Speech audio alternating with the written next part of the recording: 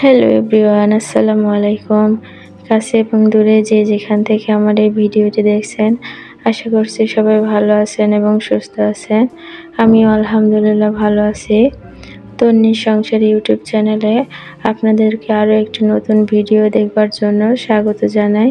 দিনের শুরুটা সকাল, আর সকালটা যদি ভালো কাটে আলহামদুলিল্লাহ পুরো দিনটাই ভালো কাটে। এখানে আমি নাস্তার জন্য 1 গ্লাস পানিতে চিয়া সিড ভিজিয়ে নিয়েছি আর সাথে একটু ফল, এটাই আমি আজকে নাস্তার জন্য রেখেছি। আর এদিকে কিছু রসুন আমি ছিলে নিচ্ছি আর সাথে একটু মশলা গুঁড়ো করে নেব, যাতে করে পরবর্তীতে রান্নার সময় কোনো ঝামেলা না হয়। দেখা যায় যে মশলা গুঁড়া করা থাকলে বা মশলা রেডি করা থাকলে রান্না করতে বেশি সময় লাগে না। যেহেতু এখন ছোট দিনের বেলা, আগে থেকে সব কিছু গুছিয়ে রাখাটাই ভালো।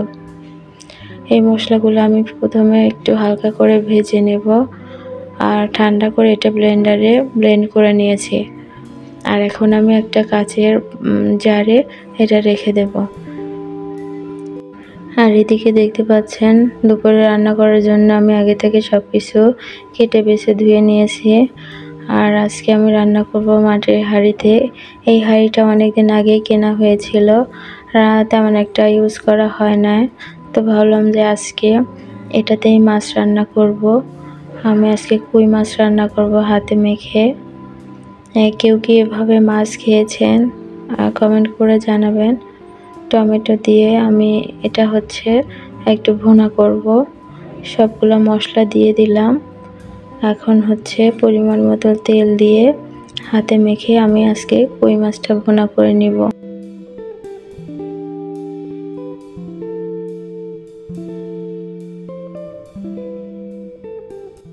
অল্প একটু পানি দিয়ে এখন আমি এটা রান্না করে নেব। ভিডিওর এই পর্যায়ে এসে আপনাদেরকে একটি রিকোয়েস্ট করছি, যে যেখান থেকে ভিডিওটি দেখছেন প্লিজ একটি লাইক দিয়ে ভিডিওটি কন্টিনিউ করবেন।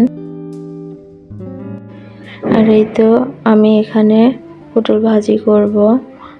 তো প্রথমে পটলগুলা তেলের মধ্যে দিয়ে হালকা একটু লবণ হলুদ দিয়ে বেশ কিছুক্ষণ ভেজে নেব। এক পাশটা ভাজা হয়ে গেছে, এখন অন্য পাশে উল্টিয়ে ভালো করে ভেজে নেব। যেহেতু দিন আগের থেকে অনেক বেশি ছোট হয়ে গেছে, আর এই সময়ের মধ্যে অনেক বেশি তাড়াহুড়া করেই কাজ শেষ করতে হয়। আমার কোনো হেল্পিং হ্যান্ড নাই, আমি নিজেই কাজ করি আর নিজের কাজ নিজে করতেই বেশি পছন্দ করি।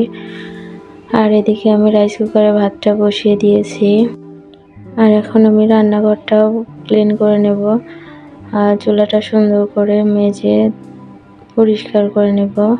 রান্না শেষ হওয়ার সাথে সাথে যদি এই কাজটা করে নেওয়া যায়, তাহলে সন্ধ্যায় বা রাতে যদি চুলায় আপনার কোনো কাজও থাকে, পরিষ্কার চুলা এবং রান্নাঘর দেখলে মনটা অনেক বেশি ফ্রেশ লাগে। আর এই তো রান্নাঘর ক্লিন করা শেষ।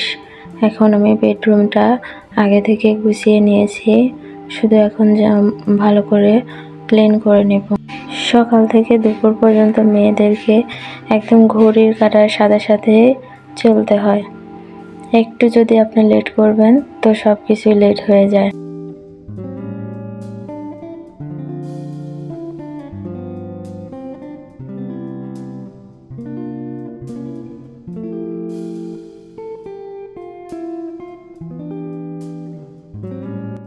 বেডরুমটা মুছে নেওয়া আমার শেষ, এখন আমি এই রুমটাও মুছে নেব ভালো করে। আর আপনারা যারা আমার এই ভিডিওটি দেখছেন, যদি আপনাদের ভালো লেগে যায় তাহলে প্লিজ সাবস্ক্রাইব করে আমার পাশে থেকে যেতে পারেন। আর আপনি যদি এই কাজটি করে থেকে থাকেন তাহলে আপনাকে অসংখ্য ধন্যবাদ।